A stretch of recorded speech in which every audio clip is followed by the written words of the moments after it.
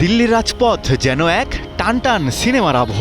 ৬৭ দিন ধরে চলা এই আন্দোলনে ককরোচ জনতা পার্টির তরফ থেকে আজ সরকারকে স্পষ্টভাবে জানিয়ে দেওয়া হয়েছে ২০ তারিখের সংসদ অভিযান কেবলই একটি ট্রেইলার ছিল, আসল ছবি এখনো বাকি। দাবি পূরণ না হলে এবার লাখ লাখ তরুণ বুক চিতিয়ে নামবে দিল্লির রাজপথে, অচল করে দেবে পুরো শহর। একদিকে যেমন শিক্ষার্থীদের প্রতিবাদের এই চড়া সুর, অন্যদিকে নিরাপত্তার চাদরে ঢাকা পুরো রাজধানী, যার জের ধরেই আজ সকাল থেকেই স্তব্ধ দিল্লির ব্যস্ততম ১৬টি মেট্রো স্টেশন। তবে আমজনতার মনে এখন একটাই প্রশ্ন, এই ট্রেইলারের পর আসল সিনেমা কোন দিকে মোড় নেবে?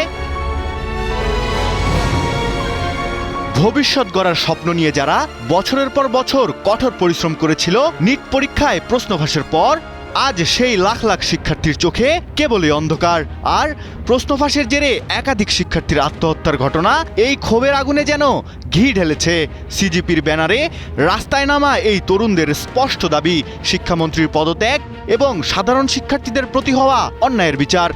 আর পুলিশি লাঠিচার্জে আহত হয়েও যন্তর মন্তরে বুলেটের তোয়াক্কা না করেই দাঁড়িয়ে থাকা তরুণদের প্রতিবাদী এখন কাঁপিয়ে দিচ্ছে তিলে তিলে গড়ে তোলা দিল্লির মসনদকে।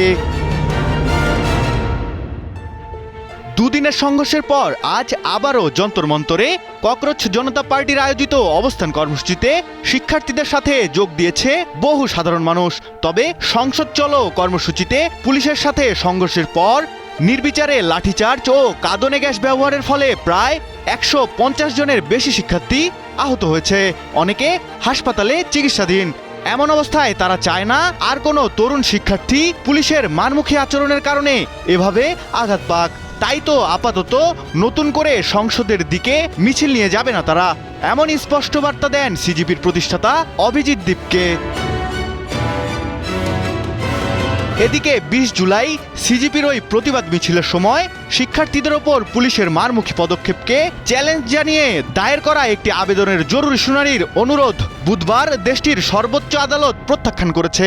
তবে অনুরোধটি নাকচ করার বিষয়ে প্রধান বিচারপতি বলেন, আমরা ভিডিও বিষয়ে আগ্রহী নই, সেগুলো দেখার মতো সময় আমাদের নেই, আমরা ভিডিও দেখতে চাই না।